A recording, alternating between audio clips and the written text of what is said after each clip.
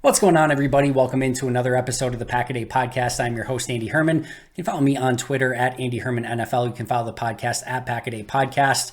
We are going to be going over some Packers draft needs, or more importantly, some overarching draft philosophy as the Packers go through this year's draft. I think there's a lot of things that we sort of need to break down and discuss as Green Bay does attack this draft, so I'm really excited to go over that in just a moment. That being said, we did have a couple pieces of news from Monday, the first of which is that the Packers, at least some of them, most of them, are back at Lambeau doing off-season activities. There's no real note or takeaway that goes along with this. It's just really fun seeing the Packers back at Lambeau. It was fun seeing Jordan Love and his walk-up video to Lambeau and just kind of seeing him smiling, of course, in the snow, which I don't even want to talk about that crap at the moment. But anytime the Packers are back at Lambeau, it's a good thing. And just seeing some of those guys working out in the Hudson Center and those sort of things, just really cool to see.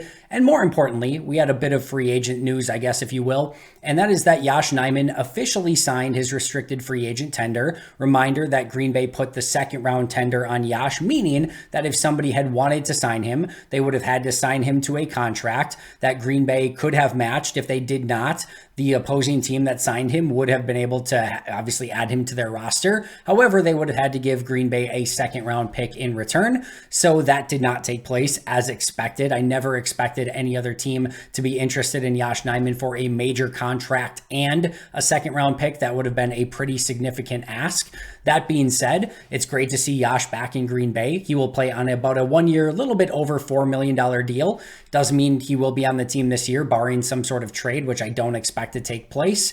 And as far as Yosh goes, it puts him in an interesting position. He'll be an unrestricted free agent after this year, assuming no long-term deal gets done at some point. So that's very advantageous for a player who has started at left tackle, right tackle, and has shown at times to be a capable starter in this league. For Green Bay, they get a potential starter at right tackle, depending on what they want to do with him and Zach Tom and competing for that position. Maybe they move Zach Tom inside and have him compete at guard or center. Those are certainly possibilities. If it's at guard, you would think Elton Jenkins would be at center. We don't need to get into all of that today, but there's going to be a variety of options that they're going to have on the offensive line for how they want to stack that group up, but he will have the potential to start at right tackle. And for Green Bay, it's more of an interesting decision long-term as to how they view Yosh. Do they view him as a long-term starting tackle? And if so, do they want to get a long-term deal done in some capacity? And as we go over the Packers' needs and philosophy as we attack this upcoming draft, I think it's interesting to note whether or not Green Bay views Yosh as a long-term tackle.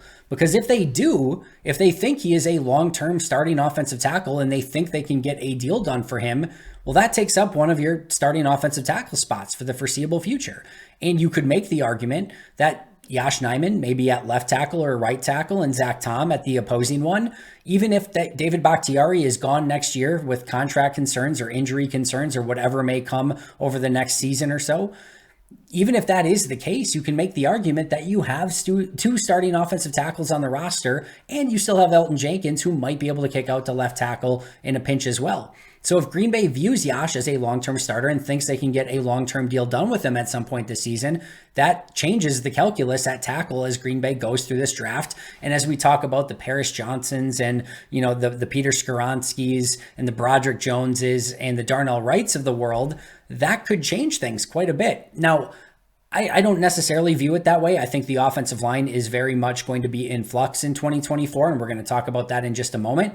But the Yosh Nijman, ultimate decision that he's going to be back on the 1 year deal and how Green Bay views him could, and I emphasize could, affect how Green Bay attacks that offensive tackle position in this year's draft. And again, a large part of that will be how they view Yosh and his future as a member of the Green Bay Packers. Right now, he will be on a 1 year, again, a little bit over $4 million deal, and he'll be an unrestricted free agent after the season. And as of right now, Green Bay will probably have to attack it as such that he is an unrestricted free agent after the season, and they could potentially lose him, especially to teams who are in need of a starting offensive tackle and are going to probably have more money to spend than Green Bay will in 2024.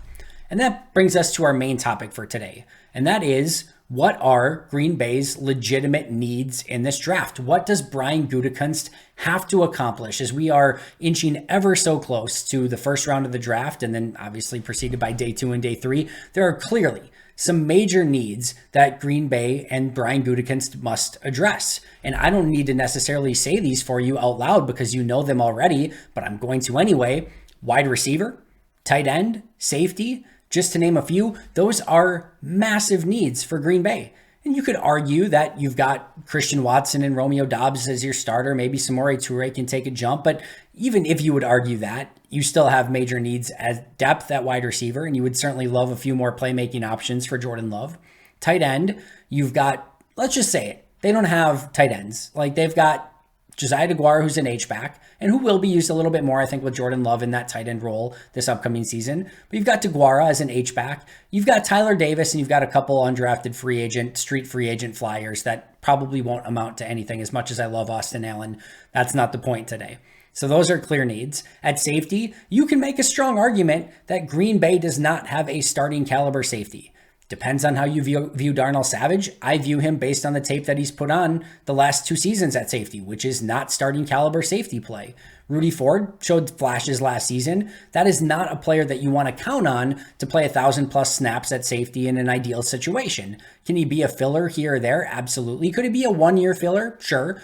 Tavarius Moore is more of a special team signing that could potentially, get in the safety rotation if he would all of a sudden play very, very well, a la what Rudy Ford did a season ago. And you've got maybe a Tariq Carpenter who could take a jump and Ennis Gaines who could take a jump, but you don't necessarily have starting caliber safeties on your roster right now. So we could go through all the positions. Spoiler alert, we will. But wide receiver, tight end, safety, clear, obvious needs that Brian Gutekunst must, and I capitalized M-U-S-T, address in this year's draft. Right? He has to, right? Let's go over this in great detail, because I will tell you this year, maybe more than any year, but almost every year, the draft is not for need. Need is free agency, street free agents, trades, and how you want to ultimately stack your roster before the season begins. That is what need is for. The draft is for talent. Maybe some short term, but more importantly, long term, and getting guys that are going to be the most value and potential and long-term players for your franchise for the foreseeable future. Now, that is always the case, unless you are in an extreme all-in scenario where you're the Rams and your team F them picks, then that changes the calculus a little bit. But unless you are in that scenario, you are drafting for talent. You want the best possible players for the longest period of time. This is your best opportunity to draft cheap, talented players throughout the draft that can help you now and in the future, and hopefully are going to be the foundation and building blocks of your franchise. And you are getting them on cheap deals. The odds are that when you re-sign them, you're going to be able to re-sign them for cheaper than what you would if they were available on the free agent market. So this is your best opportunity to long-term team build. And we have seen this from Ron Wolf to, Ted Thompson to Brian Gutekunst. I should not be spoiling anything for you as we say this. It seems like every year Packer fans get deer in the headlights. They got to get wide receiver. They got to get this. They got to get that. And I will be totally truthful with you. I'm not saying that Green Bay has done this perfectly. There have been times where they needed to draft better for need, and they needed to take a little bit more of a Rams approach and say, F them picks, we need talent right now. And Green Bay has not always done the best job with that. I've been clear with that in the past, and I will be clear with that right now. That being said, this year, especially right now, is not the time to draft for need. And there are some clear and obvious needs on this team. I just mentioned them: safety, wide receiver, tight end. And you're certainly going to earmark those as you're going through your draft and as you're putting together your draft board. But this should not be a specific situation where you're sitting in round 1 at pick 15 and you say, well, we need wide receiver, tight end, safety. And you look at the board and Jackson Smith and Jigba's gone. There's no safety on the board worth taking at 15. There's no wide receiver on the board worth taking at 15. And tight ends, as we've gone over before, as I've gone over in great detail, are arguably not worth taking in round 1. So what do you do? Do you reach for a wide receiver? Do you reach for a safety? Do you take a tight end even though the value maybe is not quite there at that position? That becomes a bit more of an issue. So we don't want Green Bay to all of a sudden draft for need in a position where they're not going to compete this year at the highest of levels. That's not what they're ultimately going for. And before I get there, I'll say this. When a team organizes their board and they say best player available, it is best player available on their board is what they're going for. That does not mean that need does not take precedent when players are being separated that are equal to one another. There are a lot of times where you get to your final grades and you might have a wide receiver, a defensive lineman, a tight end, and a corner who are all have about the same grade. And what do you do to separate them? You rank them based off of your needs, what the team is currently in the biggest need for. And even if you have let's just say, I don't know exactly what Green Bay's grading system is. Let's say it's on a 10-point scale and you've got a corner with a 7.9 grade and you have a wide receiver with a 7.7 grade. Even then, because where the needs are in your team, you might say, even though corner's a little bit of a need as well, you might say wide receiver is a bigger need and that you want to get Jordan Love weapons right now, that we're going to take the 7.7 guy over the 7.9 guy based on current team needs. And that's ultimately how you stack your board. You might have a wide receiver on, 13th on your board with a 7.7 grade and a, corner ranked 16th on your board with a 7.9 grade. That's okay. And that's exactly what I mean by, best player available on your board, not necessarily best player available. It doesn't do anyone any good if, let's just say linebacker, an off-ball linebacker. Let's say Drew Sanders is the top player on the Packers draft board when they're picking at 15. That's not going to be the case, but let's just roll with me here for a second. They've got Devondre Campbell right now, who just played an all-pro level 2 seasons ago. He's on a controllable team contract if they want to keep him on the roster for the next couple seasons. And they just spent a first-round pick last year, at the same position. So on Quay Walker, obviously. So this is not necessarily a position where you want to go out, even though Drew Sanders may be the best graded player on your board. This is not necessarily a position where you want to go out and draft another off-ball linebacker. So your board is going to reflect that. And the value of the position is going to reflect that. So when Green Bay's putting together their board, it is going to be, need is going to be involved in that. The overall value of a position, and that's why I say Green Bay loves taking premium position players early in the draft. That is going to, factor heavily when they put their board together. Age, potential, upside, but also, again, team need is going to be factored in there as well. They factor in everything. So yes, value or need is going to be ultimately valued on the board, but right now, this is not the time to reach for a player because you have a specific need. And especially in this draft, as I just mentioned, there might only be one wide receiver that's really truly worth a first round pick, or certainly worth the 15th pick. And there's a very good chance he's gone. And there's no safety, in my opinion, there might not be a safety that's worth a top 25 pick. It might not even be worth a first round pick in this year's draft. Sorry, Brian Branch. I just don't see you as a true safety. I see you as more of a nickel. And even then, there's some athletic limitations there. So I don't know that I necessarily see a safety with a first round grade in this draft. And then you've got your tight ends. And as I've discussed ad nauseum, I just don't think that there's value at drafting tight end early in the draft unless you really, really hit on them, which has not been the case in the first round. But if you really hit on it, then great. You can maybe get away with it. But more often than not, teams have not been able to do that when drafting tight ends in the first round. Now, as I mentioned, the reason that this is even more so the case this upcoming season is because Green Bay is not in an all-in situation. They are not aggressively trying to win a Super Bowl in 2023. That should not become as a surprise to anyone whatsoever. But I want to be clear on what that means, because I think we take this as, well, what do you mean Green Bay shouldn't be trying to win a Super Bowl? Every team should be trying to win a Super Bowl. Yes, to some extent, you're right.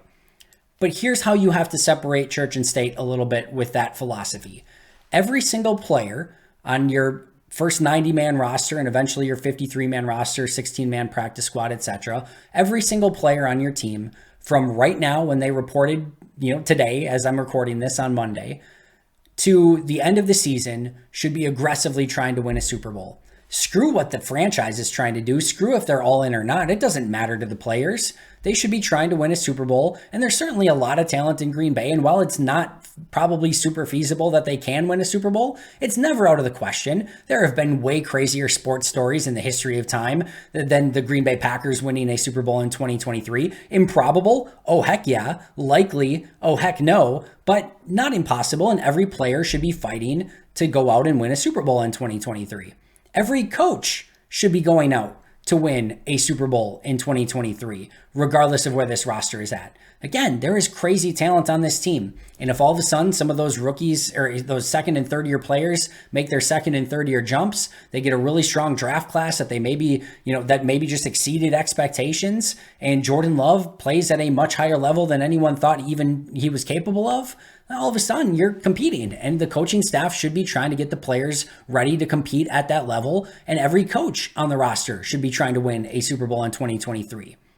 But Brian Gutekunst and the GM, or in that case, Brian Gutekunst and the front office, I should say, should not be aggressively trying to win a Super Bowl in 2023.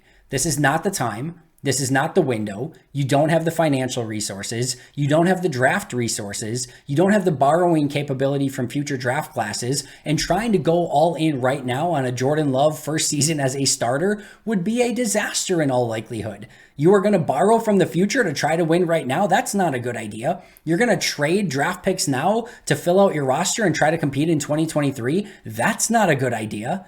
Like, are you going to draft for need so that you can compete in 2023? That's not a good idea.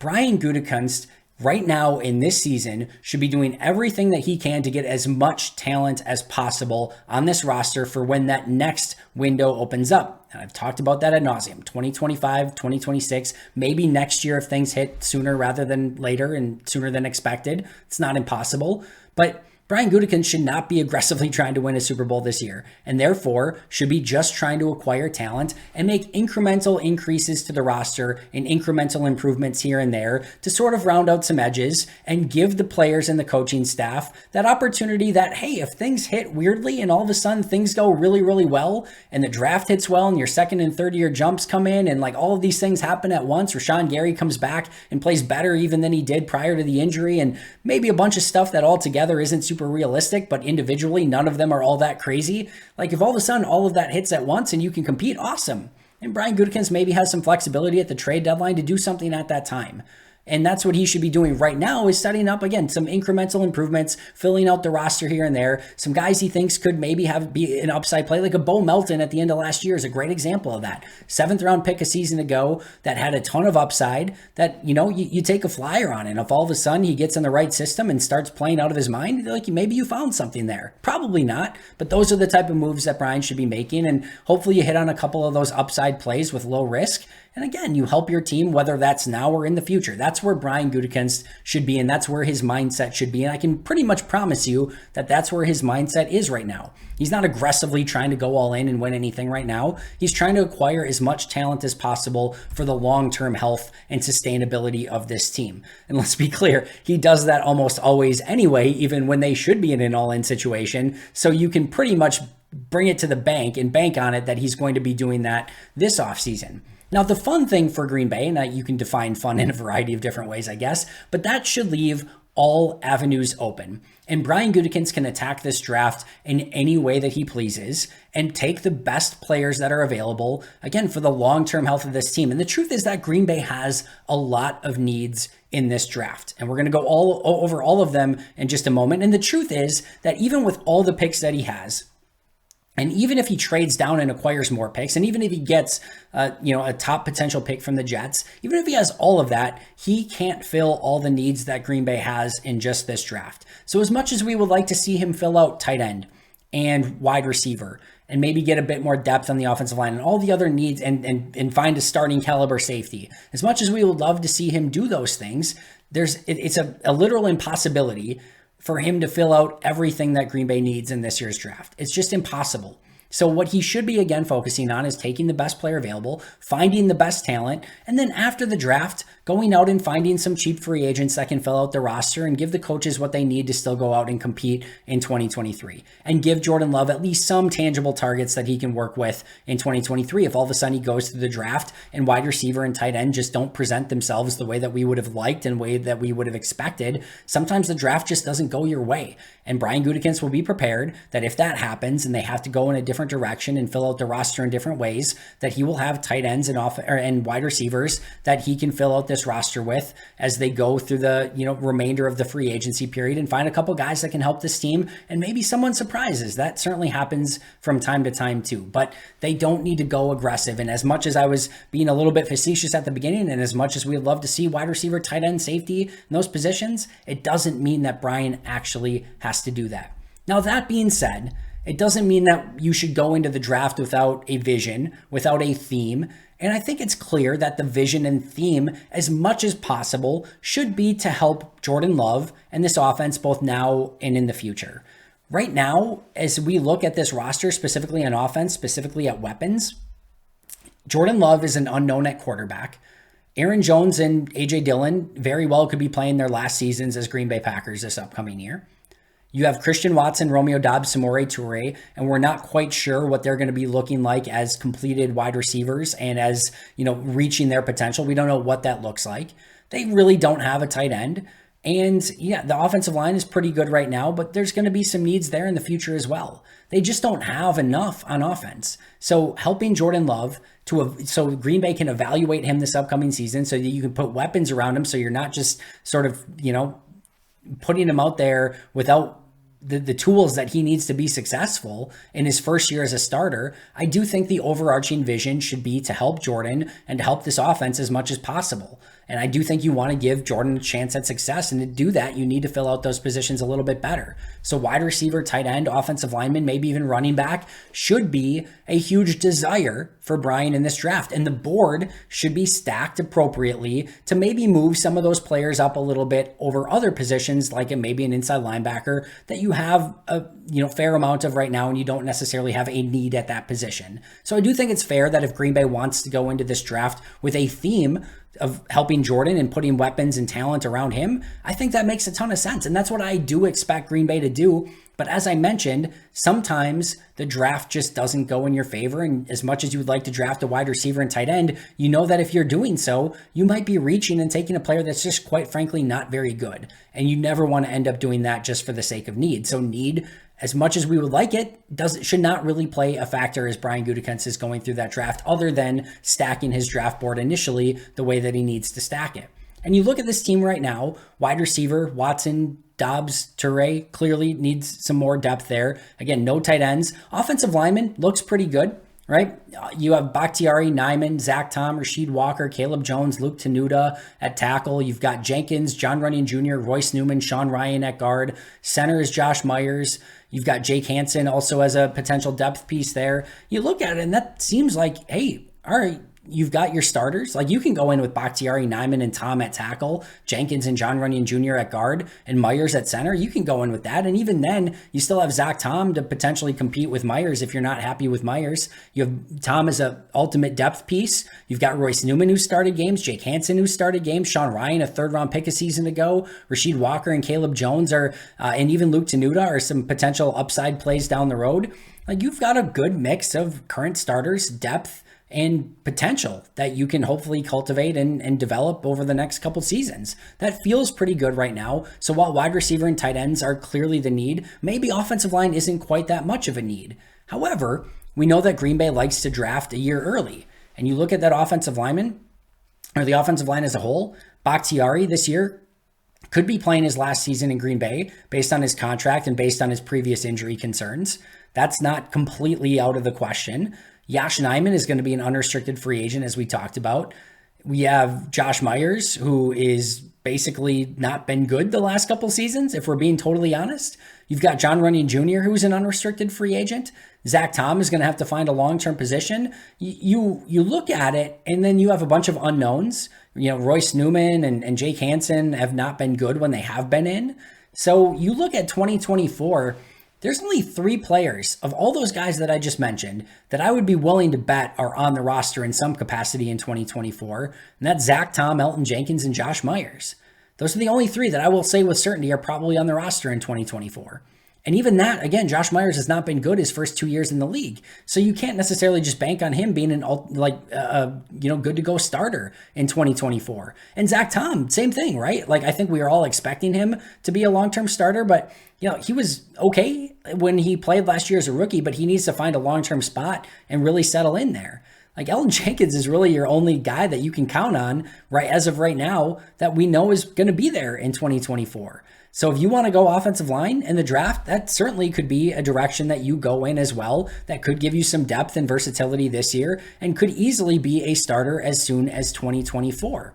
And if you look at this draft, you look at even if we're focusing in on wide receiver, tight end, offensive line, In wide receiver, as I mentioned, JSN could likely be gone by the time Green Bay picks, and there's arguably no other wide receiver worth taking at 15. And tight end, like I argued, don't take a tight end round 1. In offensive line, that leaves you with maybe Skoronski, Darnell Wright, Paris Johnson, Broderick Jones. All 4 of those could be in play. But if you want to just focus on offense, you might be down to just like whatever offensive lineman is still left available. Probably a Darnell Wright or a Broderick Jones, but both of those guys could be gone as well. And then things would get very, very interesting. That brings us to running back. Surely Green Bay wouldn't take a running back at 15, right? I don't think they would either. But as I mentioned, Aaron Jones, this could be his last year based on his contract. A.J. Dillon's an unrestricted free agent, and you're certainly not making any decisions based off of Tyler Goodson or Patrick Taylor. So that is a position that I think Green Bay will address in the draft. I don't expect it at 15, but as I mentioned, sort of like you're in a position where all options are on the table. And if you look at this position by position, and we talked about Green Bay having needs in this draft and needs overall in their franchise. We talked about quarterback yesterday. They need a backup and they need insurance at the position. Running back 2024 is a huge need at running back. Wide receivers a need right now. Tight end is a massive need right now. Offensive line 2024 need, and you could even probably find somebody that could help you right now in 2023. Defensive line needs more depth and probably could use another playmaker. Edge, you have a need now because of Rashawn Gary's injury, and certainly in 2024 with Preston Smith probably playing in his last season. Outside linebacker or off-ball linebacker, a possible 2024 need based on Devondre Campbell's contract and being able to get off him, but probably the least of your worries and concerns right now.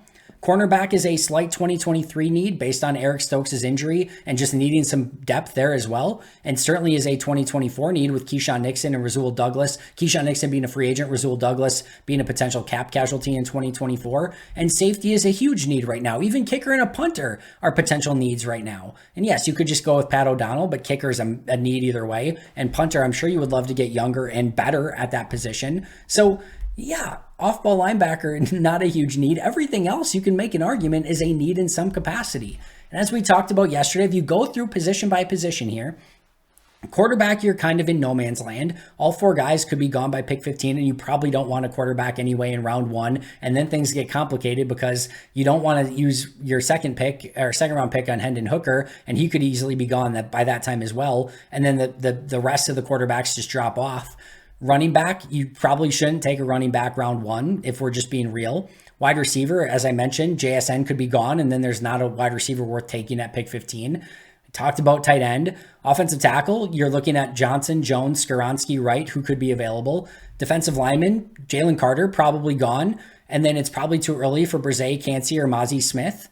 At edge, Lucas Van Ness, Miles Murphy, Keon White could be in play. I don't think Nolan Smith probably is based on his size, but that's maybe another one. As I mentioned, no off-ball linebacker that would be worth it at pick 15, even if they needed one. At corner, Christian Gonzalez probably gone. I don't think the rest of the corners are exactly Green Bay's cup of tea. And safety, there's probably nobody available in, like I said, the first round that's worth taking, much less pick 15. And that literally leaves you with whatever offensive lineman is remaining. Maybe Jackson Smith-Njigba if he's there, but I don't think he will be. Lucas Van Ness if he's there. Miles Murphy if he's there. Keon White if he's there. You could trade up. You could trade down. You could get a little frisky at tight end or running back. I wouldn't recommend it. I really wouldn't recommend it. I think that would be a very bad use of draft resources, but you could go in that direction. But we know how Green Bay likes to be, aggressive with drafting premium position players. That's why, you look at it, like I said, whatever of the top offensive linemen are remaining, maybe Jackson Smith-Njigba, Lucas Van Ness, maybe Miles Murphy, who may not even hit the agility that Green Bay really likes, and then Keon White, who doesn't necessarily hit the age that Green Bay likes either. I think the interesting thing about this draft is Green Bay's probably, unless Van Ness is there, unless JSN's there, or unless, one of those top offensive linemen are there, they're probably going to have to compromise on something, which then becomes the question of what do they compromise on? And maybe that is a tight end. Maybe they do very much take the best tight end in the draft and say, you know what, the best friend for Jordan Love could very well be a tight end. And we're just going to take the best one that's available. We get our choice of who we think is the best tight end in this draft. There's 4 or 5 really good ones. We get the pick of the litter, and we can start by taking the guy that we want. And maybe that's the direction that Green Bay goes. I wouldn't do it, as I've said on numerous occasions, but I think they're going to probably have to compromise on something, whether that's age, whether that's premium position, whether that's one of their thresholds. Fields, just kind of as they did a year ago when Quay, not a premium position player, and Devontae Wyatt was 24 years old. And maybe Keon White ultimately ends up being the guy there for that exact reason. A little bit overaged, but somebody that can come in and be a rotational edge rusher for them right away, probably a starter up until Rashawn Gary gets back and is ready to go, and then can come in and play a serious role even after Gary's back. So if I were Green Bay and I was stacking a board, I would still be looking premium position round one. I'm not willing to compromise. Maybe a trade up, maybe a trade down. I don't mind that, but offensive line, edge, Jackson Smith and Jigba, probably what I'm targeting in round one.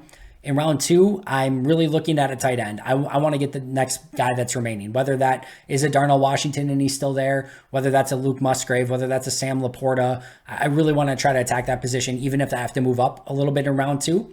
Round three, of course, they need to trade out of round three entirely because they can't pick a third round pick to save their lives. But wide receiver, tight end, defensive line, edge, corner, safety, running back, all in play in that position. In round four, I think you can start adding quarterback back into the mix. Round five, again, running back, tight end, probably really good options there. Even, not round five, but probably if they would move down into round six or even round seven, I think even kicker or punter could become options at that point. And then round seven, once you get to that point, as I've mentioned in the past, it just doesn't matter. Like, just take whoever's best because you're just taking flyers on guys at that point.